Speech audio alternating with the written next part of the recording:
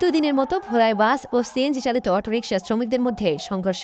বুধবার সকালে দুই গ্রুপ মুখোমুখি অবস্থান নিলে দফায় দফায় হয় ধাওয়া পাল্টা ধাওয়া। এ সময় ভাঙচুর ও আগুন দেয়া হয় ৬টি সিএনজি অটোরিকশায়।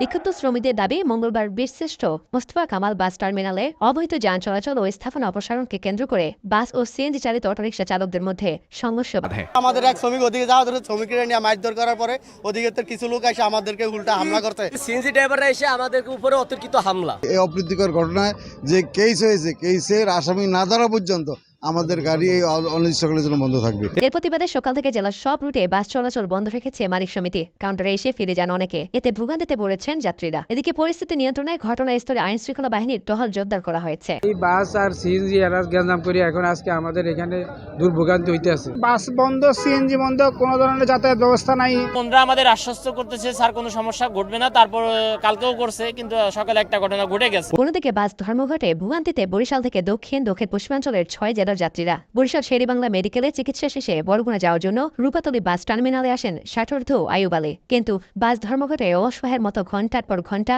ঠায় বসে থাকতে হয় তাকে। নিরাপত্তার দাবিতে শ্রমিকদের ডাকা অনির্দিষ্টকালের কর্মবিরতিতে 15টি রুটে বাস চলাচল বন্ধ ভোর থেকে। শ্রমিকদের দাবি, ছাত্রদের হাত ভাড়ার দ্বন্দ্বে রূপাতলীতে মঙ্গলবার বিকেলে তাদের কার্যালয়ে ও বাস ভাঙচুর করা হয়। তাই সড়কে শ্রমিক নিরাপত্তা নিশ্চিত না হলে কোনো বাস না ছাড়ার ঘোষণা দেন তারা। বরিশাল রূপাতলী থেকে প্রতিদিন শতাধিক এবং ভোলা জেলার অভ্যন্তরীণ রুটে বাস মালিক সমিতির 80টি বাস চলাচল করে।